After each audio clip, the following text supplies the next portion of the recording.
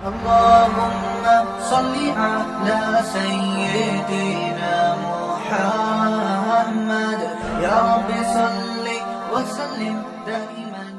الحمد لله رب العالمين والصلاة والسلام على رحمة للعالمين وعلى آله وأصحابه أجمعين وبعد.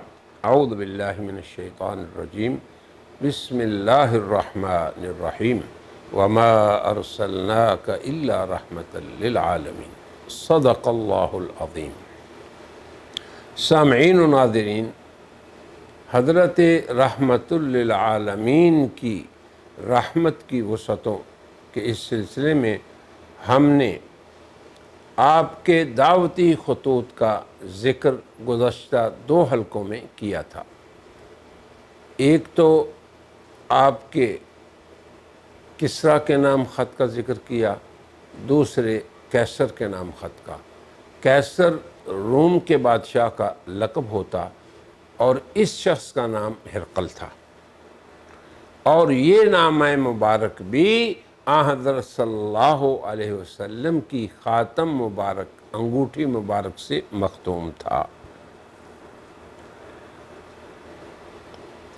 اس سلسلے میں ہم نے خطوط کے نص بھی عربی پڑھے اور ان کا ترجمہ بھی۔ آج کی اس مجلس میں ہم اس ہرقل کے اس حکیمانہ تبصرے کو ذکر کریں گے جو اس نے ابو سفیان سے چند سوالات اور اس کے جوابات پہ کیا۔ یاد رہے کہ جب آپ کا مبارک خط ہرقل کو ملا تو اس نے بیت المقدس کے اندر اپنے جو حاکم تھا اسے اس بات کا حکم دیا کہ اگر کوئی شخص اس مدعی نبوت کو جاننے والا مکے سے آیا ہو تو اس کو میرے دربار میں حاضر کیا جائے۔ تو ابو سفیان چونکہ اس تجارتی قافلے کے صدر تھے، رئیس تھے یا امیر تھے جو مکے سے وہاں گیا تھا، تو پھر اس نے ایک مجلس میں وہ مکالمہ ہوا جس کا ذکر ہم پہلے کر چکے ہیں۔ ہرقل یہ شخص سابقہ کتب کو جاننے والا تھا، روم کا بادشاہ بھی تھا، اسے کتب کا علم بھی تھا، اور یہ بھی اسے پتہ چل گیا تھا کہ یہ نبی برحق ہیں۔ ہم نے پہلے بھی ذکر کیا کہ ہدایت اللہ نے اپنے قبضے میں رکھی ہے۔ آج ہم نمبر وار ہرقل کے اس تجزیے کو پیش کریں گے جو ابو سفیان پہ سوالات و جوابات کے بعد اس نے پیش کیا۔ تو ہم اس کا آغاز اب یوں کرتے ہیں کہ پہلا سب سے نمبر 1 یہ تھا کہ ہرقل نے اپنے ترجمان سے کہا کہ تم اس شخص سے جو مکے سے آیا ہے یعنی ابو سفیان سے یہ کہو کہ میں نے تم سے اس مدعی نبوت کے نسب کے بارے میں جب پوچھا تو تم نے یہ بتایا کہ وہ اونچے نسب کا ہے۔ اب آگے اس کا تجزیہ سنیں۔ اور دستور یہی ہے کہ پیغمبر اپنی قوم کے اونچے نسب میں سے بھیجے جاتے ہیں۔ یہ پہلا تجزیہ اس کا دیکھیں۔ دوسرا یہ تھا، نمبر 2، میں نے دریافت کیا کہ کیا یہ بات تمہارے خاندان میں سے کسی نے پہلے کی ہے؟ اگر کسی نے کی ہوتی تو میں یہ سوچ سکتا تھا، میں یہ کہہ سکتا تھا کہ یہ شخص ایک ایسی بات کی نقالی کر رہا ہے جو اس سے پہلے کہی جا چکی ہے۔ نمبر 3، ہرقل کہتا ہے کہ میں نے دریافت کیا کہ اس کے باپ دادوں میں سے کوئی بادشاہ گزرا ہے؟ تم نے بتلایا نہیں۔ تو اس پہ میرا تجزیہ یہ ہے، میں کہتا ہوں کہ اگر اس کے باپ دادوں میں کوئی بادشاہ گزرا ہوا ہوتا تو میں یہ کہتا کہ یہ شخص اپنے باپ کی بادشاہت کا طالب ہے۔ یہ تیسرا تجزیہ۔ چوتھا تجزیہ یہ، اس نے کہا کہ میں نے تم سے یہ پوچھا کہ یہ بتائیں کہ اس نے کبھی اس مدعی اس ادعائے نبوت سے پہلے تم لوگوں نے اس کو کبھی جھوٹ سے متہم کیا ہے؟ تو تم نے کہا نہیں، اور میں اچھی طرح جانتا ہوں کہ ایسا ہو ہی نہیں سکتا کہ ایک شخص باہم انسانوں میں تو جھوٹ نہ بولے، اس سے اجتناب کرے اور پھر وہ اللہ پر جھوٹ باندھے۔ نمبر 5، ہرقل نے کہا اے ابو سفیان، کہو اس کو، ترجمان کو کہا کہ میں نے یہ بھی دریافت کیا کہ اس کی پیروی کرنے والے لوگ کیسے ہیں، وہ بڑے لوگوں میں سے ہیں یا کمزور لوگوں میں سے؟ تو تم نے بتایا کہ کمزوروں نے اس کی پیروی کی ہے۔ اب ہرقل کا تجزیہ دیکھیں، وہ کہتا ہے حقیقت یہ ہے کہ یہی لوگ پیغمبروں کے پیروکار ہوتے ہیں، اضعاف الناس ہی داعیان حق کی پیروی کرتے ہیں۔ پھر چھٹی بات یہ، چھٹا تجزیہ، میں نے پوچھا کیا اس دین میں داخل ہونے کے بعد کوئی شخص ناراض ہو کر اس دین سے نکل جاتا ہے؟ تو تم نے بتلایا نہیں، اور حقیقت یہ ہے کہ ایمان کی بشاشت جب دلوں میں گھس جاتی ہے تو پھر ایسے ہی ہوتا ہے کہ ہر حال میں اہل ایمان ایمان پہ ثابت قدم رہتے ہیں۔ 7واں تجزیہ، ہرقل نے ترجمان کے ذریعے کہا میں نے دریافت کیا کہ کیا وہ بدعہد ہے، کبھی اس نے کی ہے بدعہدی؟ تو تم نے بتلایا کہ نہیں، اور پیغمبر ایسے ہی ہوتے ہیں، وہ بدعہدی نہیں کرتے۔ 8واں تجزیہ، میں نے یہ بھی پوچھا کہ وہ کن باتوں کا حکم دیتا ہے؟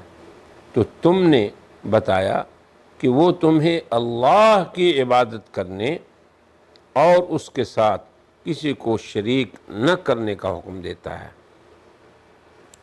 بت پرستی سے تمہیں منع کرتا ہے، اور زبان سے سچ بولنے کا حکم دیتا ہے، تمہیں نماز پڑھنے کا حکم دیتا ہے، پرہیزگاری کو اختیار کرنے کا حکم دیتا ہے، پاک دامنی کا حکم دیتا ہے۔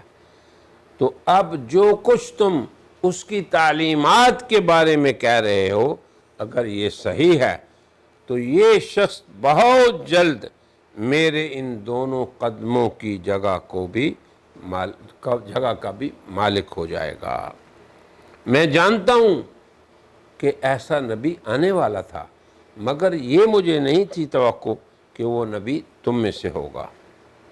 اگر مجھے یقین ہوتا کہ میں اس کے پاس پہنچ سکوں گا تو اس سے ملاقات کی زحمت اٹھاتا، اور اگر میں اس کے پاس ہوتا تو اس کے دونوں پاؤں دھوتا۔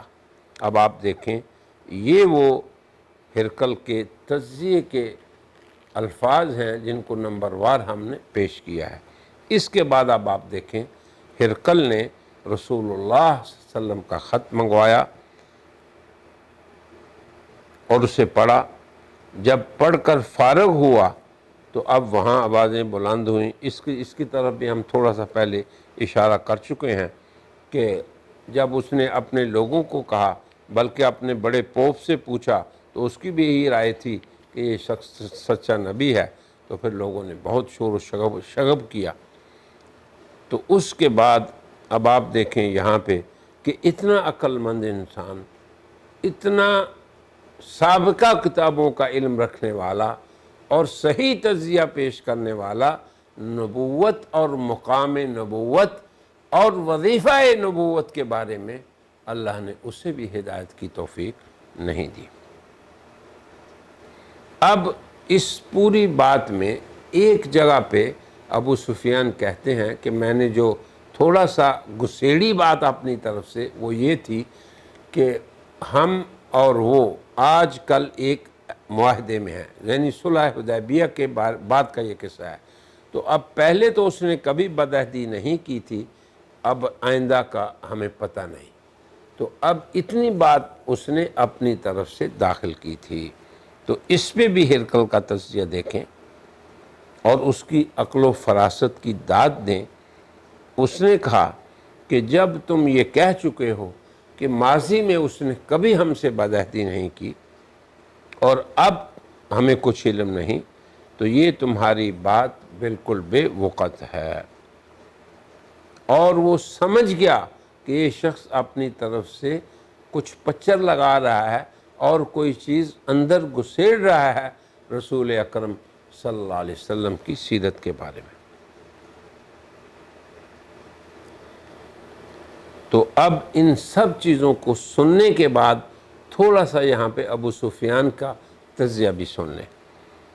اب جو کچھ اس کے دربار میں ہوا اس کی طرف ہم پچھلے حلقے میں بھی اشارہ کر چکے ہیں کہ بہت شور و شغب ہوا۔ پھر اس نے لوگوں کو تسلی دے دی اور ان کو کہا کہ میں تو تمہارے ایمان کو آزما رہا تھا۔ پھر وہ لوگ اس کی اطاعت کی طرف آ گئے اور اس کے سامنے سجدہ ریز ہوئے۔ تو مکی قافلہ جو یہ حالات دیکھ رہا تھا اور ہرقل کے سوال و جواب اور تجزیے کو اس نے اپنے کانوں سے سنا تھا، تو ابو سفیان کہنے لگے، تو اس نے اپنے ساتھیوں کو یہ کہا کہ دیکھیں یہ ابن ابی کبشہ، وہ حضور کو کہا کرتے تھے، بھائی اس کی بات تو دیکھو اس دنیا میں بھی پھیل گئی اور اس کا کلمہ تو یہاں پہ بھی چھا گیا۔ تو یہاں تک ہم آج کی مجلس میں اکتفا کرتے ہیں اور انشاءاللہ آئندہ ہم اگلے خط کے بارے میں اور مکتوب الیہ شخص کے بارے میں ذکر کریں گے۔ لیکن آخری بات جس کی طرف ہم متنبہ کرنا چاہیں گے جو قابل تأمل ہے وہ ہے کہ اے مسلمانوں، ہدایت اللہ کی نعمت ہے، اللہ کی دین ہے، یہ اللہ کی طرف سے منحہ ہے اور اللہ کے خزانوں میں سے سب سے بڑھیا اور سب سے قیمتی چیز ہے۔ اب آپ دیکھ لیں اتنے علم کے باوجود اللہ نے اسے ہدایت نہیں دی۔ اس لیے مسلمان امت کے ہر فرد کو سوچنا چاہیے اور غور و فکر کرنا چاہیے اور اللہ کی اس نعمت کی عظمت کو پہچان کے اس پہ شکر کرنا چاہیے کہ اے اللہ تو نے ہمیں ایمان کی توفیق دی اور ہدایت دی، اور اس پہ سب سے بڑا شکر یہ ہے کہ اے اللہ ہمیں تو اس پہ استقامت عطا فرما، اور پھر ہم اس کے لیے کوشاں بھی رہیں کہ ہم اس شریعت کی مکمل طور پر پیروی کرنے کی کوشش کریں اور اس نبی امی اور ہادی عالمین صلی اللہ علیہ وسلم کی اتباع کی کوشش کریں جس کی اتباع کا نام ہی ہدایت اور ایمان ہے۔ وآخر دعوانا ان الحمدللہ رب العالمین۔ برائے مہربانی ڈاکٹر سعید مکی کے چینل کو سبسکرائب کریں اور بیل آئیکن پر کلک کریں۔